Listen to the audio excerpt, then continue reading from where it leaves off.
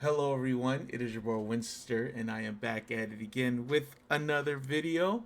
Hopefully you guys are having an amazing day. Today I got something good for you. We got a updated deck list on the Centurion strategy.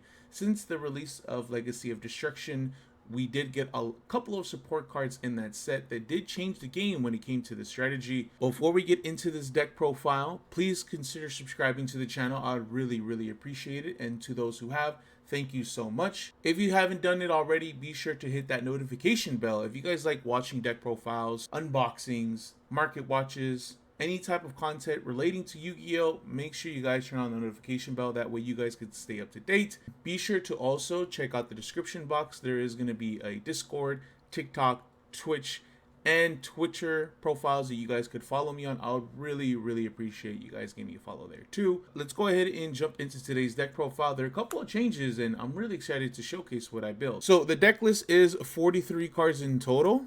These are white matte Dragon Shield sleeves for those who are wondering. Dragon Shield, please sponsor me. Also, there are some alternative options in the deck that once we get there, I will recommend what other options you can play. We'll begin with the starters. We got 3 copies of Primera of the archetype on special or normal. It could search out any Centurion card. And the whole archetype's gimmick is that when they're in the spell trap zone, they can special summon themselves. So very easy ways to special summon it from there. And on top of that, it's the only tuner right now. Recently, we got a new one announced. It's kind of mid in my personal opinion, but you definitely need to max out on that because it is one of your best starters. Okay, and then we got the second 1-card starter. We got 3 copies of Trudea.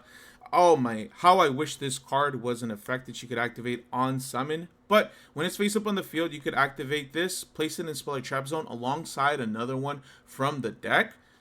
Also, when it's in the Spell and Trap Zone, you can special summon it, and if you do, you can make it a level 8. Keep in mind, guys, that effect, even if this card is Imperm, Veiler, Ghost Mourner, will still stay at a level 8 because that's a trap effect that makes it a level 8. And then another 1-card starter, we got 3 copies of Emblema Oath. Like I said, you need to maximize the 1-card starters in this deck, but essentially what it does, it can place any Centurion monster from the deck to the Spell and Trap Zone, which then they would be able to special summon themselves.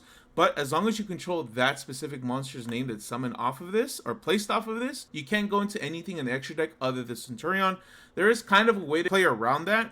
You could also use its other effect that places a Centurion spell or trap directly from the deck, which you could place the field spell, activate the field spell, and never get any restriction. But you have to have another card because you have to discard it for the field spell. Speaking of the field spell, we are playing 3 copies of Stand Up Centurion. Realistically, there's just 3 more copies of Emblema Oath that have a discard cost. But it does have another great feature that could be activated on your opponent's turn. When anything is special summoned, you could go ahead and synchro summon on your opponent's turn, which is really good. It does have some protection. If you control a Centurion monster, this can't be destroyed, which is great. For the archetype, those are all the starters, guys. You only have 12. Now, hear me out. I know that sounds like a lot, but realistically, this deck loses to a single hand trap. Imperm, Ash, Effect Veiler, Ghost Mourner. On top of that, 3 of your starters, you have to have at least another card in your hand to be able to get full combo. You have to have other engines in order to facilitate your combos. We'll get to those other engines as we go along. As for the rest of this Centurion cards, I play the 1 Emeth. Now, I personally think this card is horrendous. I get the whole archetype is that it's trying to synchro summon on your opponent's turn. That's why its quick effect only works on your opponent's turn. But it can come in clutch at times, but for the most part, it is just a break. You never want to see it. I'll go into a little bit more detail why I only play the 1 later. I am playing the 1 Centurion Bonds. This card is pretty good. It could set any Centurion from the grave to the Speller Trap Zone. When something synchro summoned, that's Centurion. You can play something in the Speller Trap Zone. We're playing one of the new cards, Wake Up Centurion. Wake Up Centurion is a great extender for the archetype because it gives you a level 4 token or a level 8. This is making me think they're going to get a level 8 some point in time. But this also has a great graveyard effect that you could send any Centurion card from the deck to the graveyard by banishing this from the grave as cost, which is really good. And it does provide a new line for the Centurions that allow you to go into your end board at 3 summons, which is freaking crazy. And then I am playing one Phalanx. This is great removal, and you could also use this defensively because if you summon something like Legacia or Exilia, you could just target them.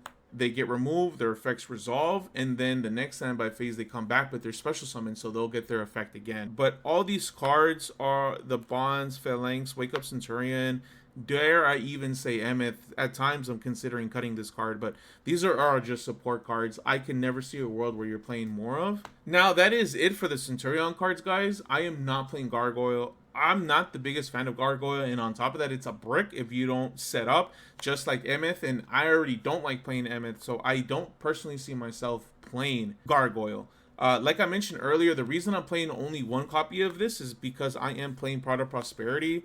You can play Desires, but in my personal opinion, that means you would have to play another brick like Emeth, and I don't want to. I want to remove as many bricks as I can, so I'm playing the 3 Prod of Prosperity. Now, the argument can be made this does disrupt Legacia lines because Legacia draws, but you don't really care about that. And honestly, you're probably not even going to go into Legacia as much because you're probably going to go into the new one, Auxilia. And on top of that, the extra deck is super flexible with this deck. There are a lot of flex spots, so you don't really care what you banish off of it. Like I mentioned earlier, guys, Centurion alone is just not enough. There's not enough cards, and there's not enough good cards in the strategy. And there's a reason why I am playing one Emeth, not playing Gargoyle. The extra deck is flexible because you have to run another engine. I am playing the Horus strategy. I am playing 3 copies of Imseti, and then I am playing the 1 Happy, and then I am playing the 2 copies of King's Sark. So let me go ahead and go into a little bit more detail, guys. So this already is a great engine for the Centurion because it allows you to go into Synchro 12, which is the whole main reason you play the deck. Because they're all 8 monsters. On top of that, also play rank 8 monsters that allow you to play through cards like Nibiru and other hand traps, and have the ability to play less bricks in the deck like Emeth and Gargoyle. I just think the Horror stuff is really, really good for the Centurion, and it is a great engine. You can play only one King Sark realistically, but that just means that's less opportunity to see the engine. On to the non-engine portion. Now, both engines, Centurion and Horus, are fairly small, so you just have a lot of space for non-engine. I just picked the best that I did. For the hand traps, I picked Infinite Impermanence, 3 copies, 3 copies of Ash Blossom, 3 copies of Effect Veiler, 3 copies of Ghost Mourner, and then 3 copies of Nibiru. Now, this is 15 hand traps. It is a crazy amount. Worst case scenario, these hand traps just sit in your hand. They could be discard fodder for King Sark.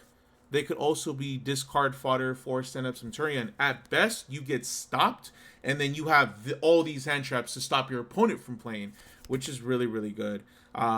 Another suggestion, if you don't want to play this many hand traps, you could take a couple out. You could play cards like Triple Tactics Talons, because you're bound to get hand trap at some point in time. I really doubt your opponent wants you to Calamity lock them. So the big targets for getting hand trapped are like Primera, Trudea.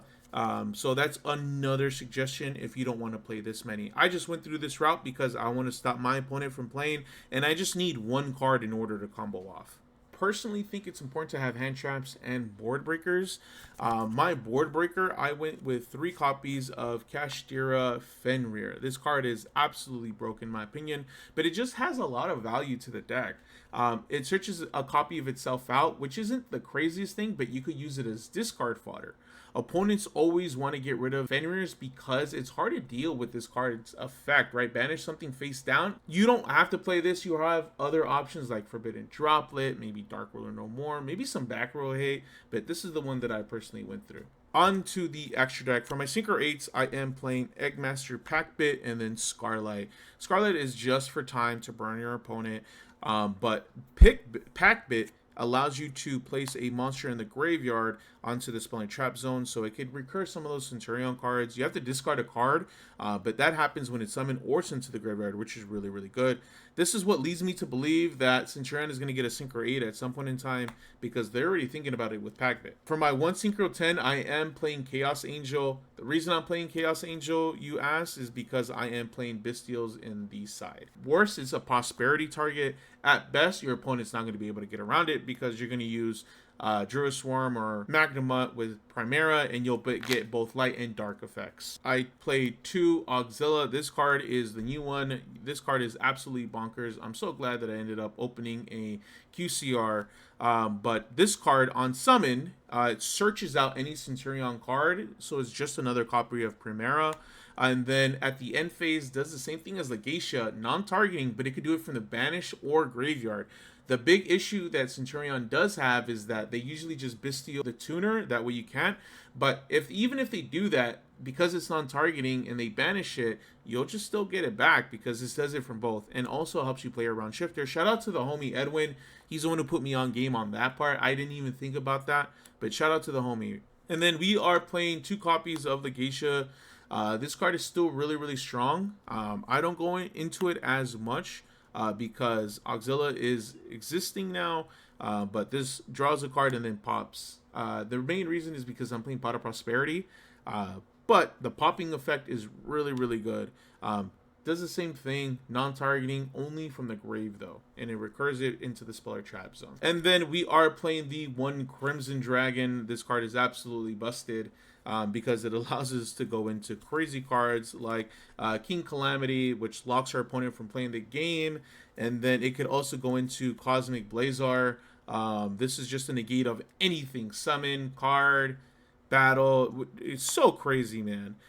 You don't need Crimson for this, but we are playing the Geomathmech because this allows us to play against Flu, and this is unaffected by anything if it's in the extra monster zone, which is really, really good. And then we are playing the 1 Zeus, and then we are playing Dark Zeus, aka Typhon. These are pretty self-explanatory, right? Board wipe, summon if your opponent summoned twice or more from the extra deck their previous turn. And then for rank 8 plays, I am playing the Photon Lord that allows us to play around Nibiru, that allows us to play around like Ash, which is really useful. And then at worst, you know, he'll just be a Zeus material, and then you could just board wipe. And then the last card in my extra deck is the Little Knight. You don't go into this often. A lot of the time is just Pot of Prosperity, which is crazy to think, right? Like, this is Pot of Prosperity, but it can come in clutch. Okay, guys, so that is going to be it for the deck profile. Hopefully you guys did enjoy it. Hopefully that you guys found it useful. If you guys are planning to play Centurion, let me know what you guys think in the comment section of my build. What would you change? What would you like? What would you hate? But hopefully more support comes out for this deck. I really, really enjoy it. Hopefully the support that they announced isn't the only support that's coming out in Infinite Forbidden, because I think that set comes out in like July, right? Which isn't too far off. But let me know in the comment section below, guys. Let me know. Don't forget to subscribe, turn on the notification bell. Hopefully you guys enjoyed this video. My name is Winster, and I'll see you guys later.